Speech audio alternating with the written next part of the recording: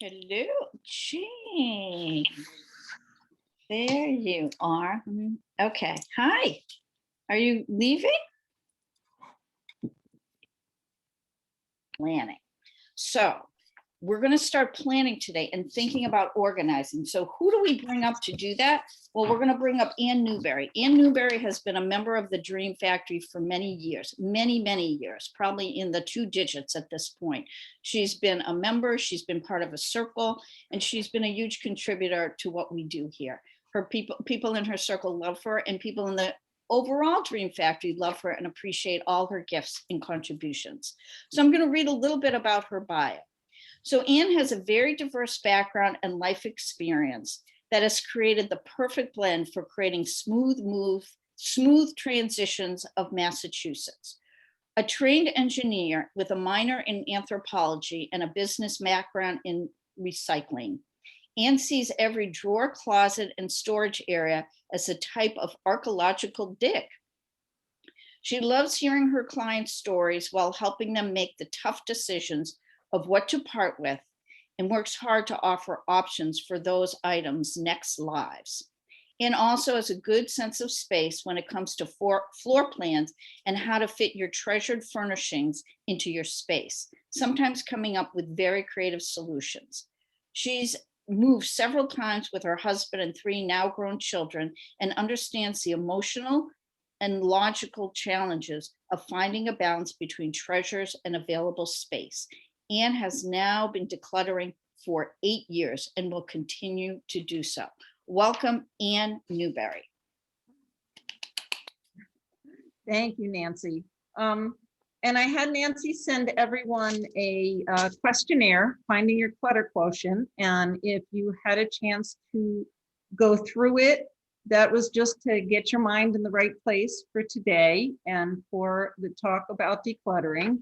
We're not going over specifics, but it was just a fun thing to do to give you an idea where you fall on the clutter spectrum.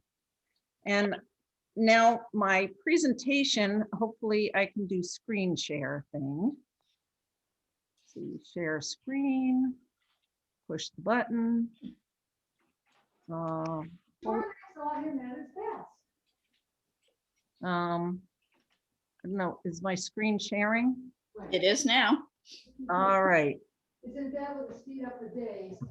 So, You know what, Pat, okay. Ann, I'm going to mute everybody and then you might have to unmute yourself. Okay. Okay. Hold on 1 second.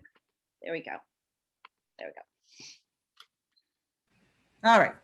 So my talk today is There's no slide there right now. There we go. Beautiful. Oh, yes, how much fits under the bed or clobbering clutter. The focus is really on discussing a little about what clutter is and then talking about how to get through it in your home. So I bet if I were to ask everyone, what would you rather do? Go on a nice walk with friends or go through the junk drawer in your kitchen? I think very few of you would pick going through the junk drawer as the option, or going through a room, especially if your room looks something like this, which is an actual client picture. This client introduced me to this room by saying, I didn't get a chance to put my Christmas items away. I met her in late February. So the likelihood of her getting the Christmas items away is pretty small. And I will show you the after picture towards the end of the talk so you can see how we managed to get through it all. So I thought I'd touch upon what clutter is. Clutter comes in all shapes, sizes, and configurations. We've got paperwork, food, clothing, too many treasures for the available space. Clutter is just too many things laying about in a disorganized fashion. But you can also have too many things that are very organized and still feel the sense of clutter. This just shows some examples of, the one on the left looks like a tornado hit. The one on the lower right is everything's set aside. You still have places to move around, but there's just obviously no homes for all these things. And in an uncluttered life, everything has a home and everything goes back to its home so that you don't see it and it doesn't affect you on a daily basis. Before I get into some of the negative issues of clutter, there are a few positives. You can certainly fit more in a room if clutter doesn't affect you or bother you. And tend to like favored items surrounding them to give them warm fuzzies and a feeling of just having their treasures nearby for memories and other things. So there's a sense of comfort by being surrounded by your things. So there are some positives to clutter. There's also some negatives. There's some health risks, as you can see in the picture. Things on the floor that you might not notice can be very dangerous. There's a hormone that your body generates when you see a lot of clutter. It's called cortisol. And that hormone actually can increase stress. It can affect your memory, and it can trigger poor eating habits, such as, heading towards comfort food to just feel better in your living environment, or even overeating. And then another issue with clutter is if you have a lot by doors and windows, it makes it difficult for you to get in and out in case of emergency, or for emergency providers to get in. And finally, when you have a lot of clutter, you have a lot of dust and you have less likelihood of efficient cleaning, so your air quality can decrease. Some other issues with clutter is relationship negatives. If you have a house that has no place to sit, sometimes people are reluctant to let people in their home or reluctant to go in the home of others. And especially now with COVID, a lot of times people think, well, no one's going to be in here, I'll just let it be. Well, so much letting it be gets to the point of being overwhelming, and then you don't really want to face it or deal with it. So it can be isolating, and it can also keep people from wanting to come and do things with you. Finally, clutter when you're trying to have an office in the home can give a problem with productivity issues, because there's so much else around that can distract you from your desk or from what you're trying to focus on. And finally, there's also a negative financial impact. If you misplace a bill and don't pay it, now your credit rating goes down. You have interest charges, late fees. And then on the flip side, I just recently had a client where, as we were going through their papers, I ran across $500 worth of uncashed checks that were between 2 years and 6 months old. And now you have to either go back to the person that wrote you the check and ask them to reissue it, or recognize that you're out $500 because you just lost the check and didn't cash it. So now that you know what clutter is, comes the question of, how do I tackle this? What do I do? The first important thing to remember is that it's important to manage your expectations. It typically takes more time than people think to go through the process. You don't wake up one morning and say, okay, I'm going to declutter my office, and by lunchtime I can have a Zoom meeting and show off how it looks. Just not going to happen.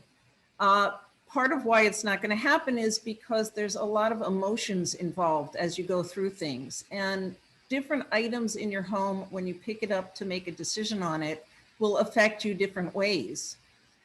It can be a memory that it triggers. It can be a sense of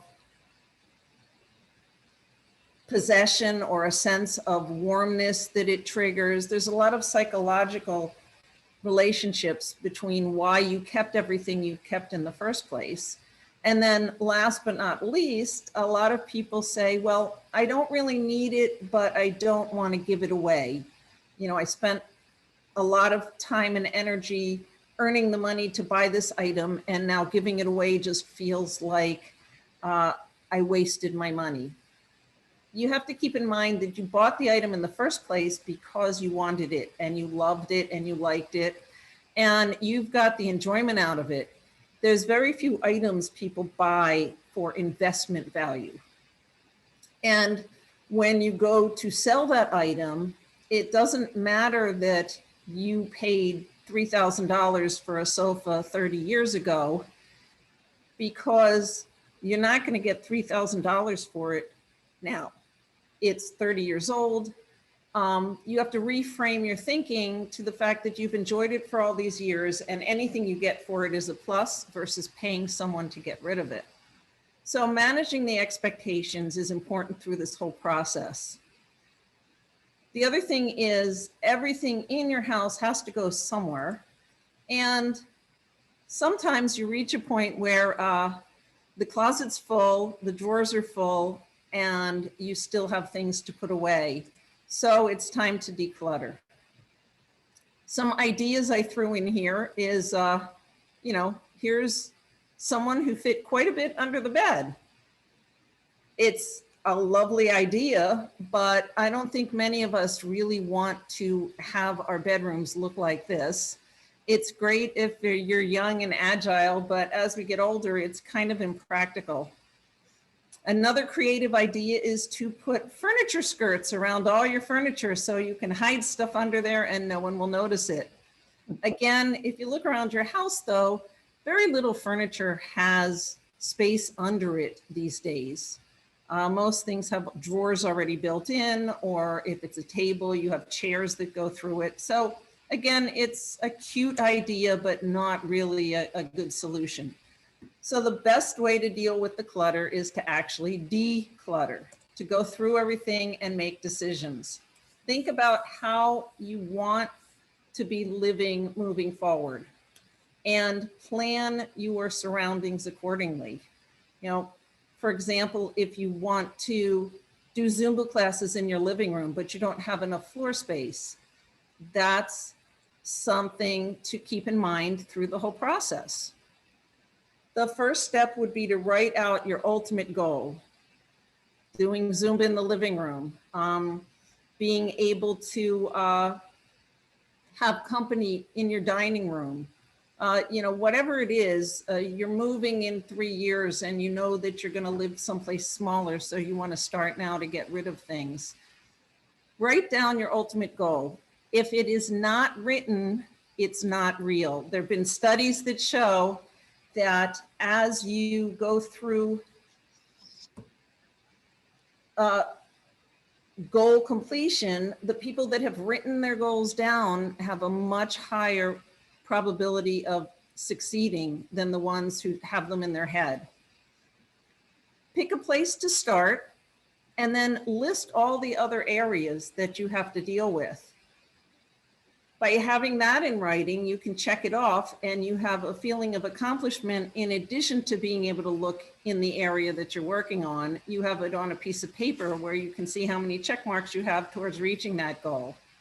And then once you have that figured out ahead of time, you want to schedule several initial 1 to 2 hour sessions of focused time. I say to have at least a day in between because the emotional toll you will feel from just 1 to 2 hours will need to have some recovery time so that you can face it again and deal with things again. Plus, this gives you time to change your mind or make adjustments or rethink what you're working on. Less than 1 hour is not really practical because you need to get your mind wrapped around what you're doing and get in the swing of things. And I tell people, when you're getting ready to start, fill your water bottle, go to the bathroom, have your snack, plan on